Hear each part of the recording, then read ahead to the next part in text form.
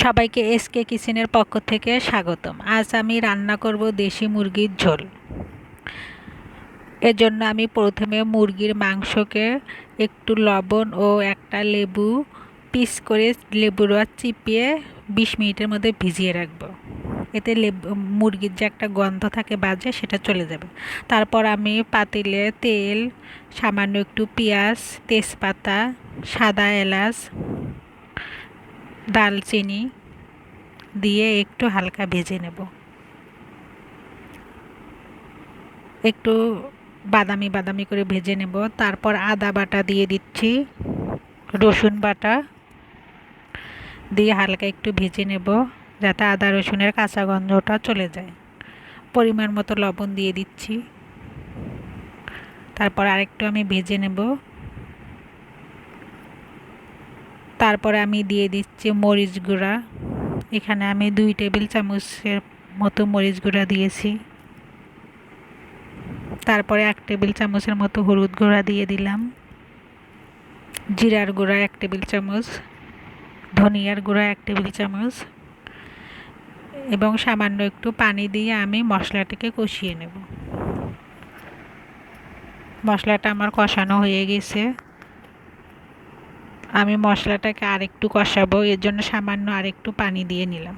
কারণ মুরগির মশলাটাকে আমি প্রথমেই ভালোভাবে কষিয়ে নিই, কারণ মুরগির মাংসটা তাড়াতাড়ি রান্না হয়ে যায়, এর জন্য মশলাটাকে আমি 2 বার পানি দিয়ে কষিয়ে নিলাম।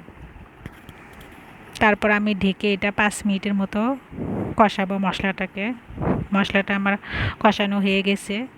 এখন ধুয়ে রাখা মুরগির মাংসগুলো আমি দিয়ে দিচ্ছি।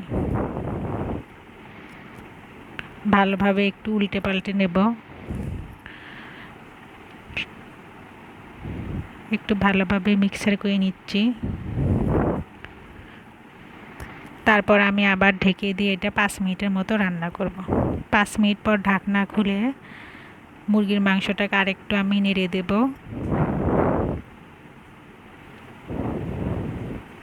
তারপর আমি আবার ঢেকে এটা 10 মিনিটের মতো রান্না করব। আমার মুরগির মাংসটা কষানো হয়ে গেছে, তেলটা উপরে ভেসে এসেছে।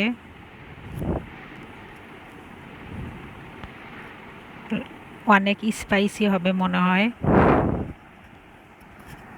তারপর আমি কিছু আলু দিয়ে দিলাম, কারণ আলুটা আমার ভালো লাগে। এর জন্য আমি 3টা আলু 2 পিস করে কেটে দিয়ে দিলাম। তারপর একটু নেড়ে চেড়ে দেব। তারপর আমি গরম পানি দিয়ে দিচ্ছি 3 কাপ পরিমাণ, কারণ এখানে আমি পানিটা একটু বেশি ইউজ করব, কারণ মুরগির মাংসটাকে আমি একটু ঝোল ঝোল করব।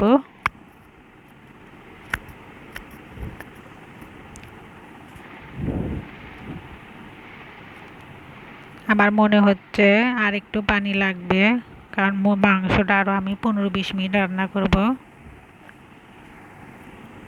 তারপর মাংসটা বলকে গিয়েছে, আমি আরেকটু পানি দিয়ে দিলাম।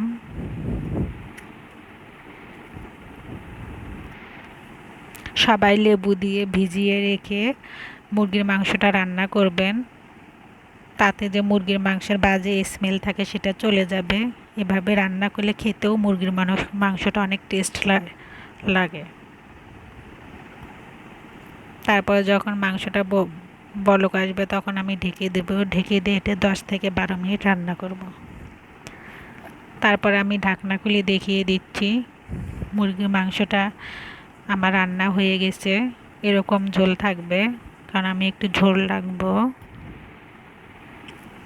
আমি প্রথমে পেঁয়াজ কিন্তু অনেক কম দিয়েছি, কারণ আমি পেঁয়াজের ব্রেস্তা করে দেব। এজন্য একটা প্যানে আমি তেল দিয়ে পেঁয়াজটাকে ভেজে নিচ্ছি,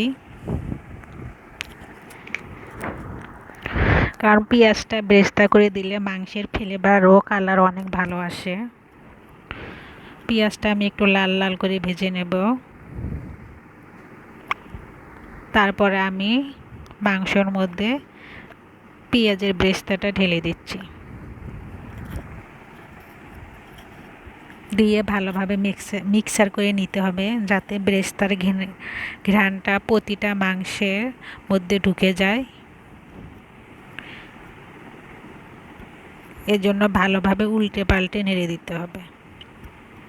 তারপরে এটা আমি আরও 2 থেকে 3 মিনিট রান্না করব, যাতে ভালোভাবে পেঁয়াজের বেরেস্তার ঘ্রাণটা মাংসের সাথে মিক্সচার হয়ে যায়।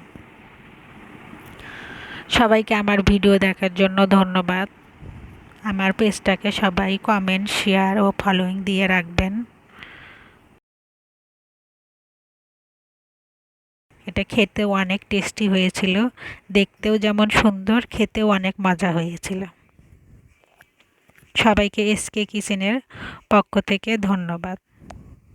আবারও বলছি, আমার পেজটাকে সবাই ফলোইং ও শেয়ার দিয়ে রাখবেন।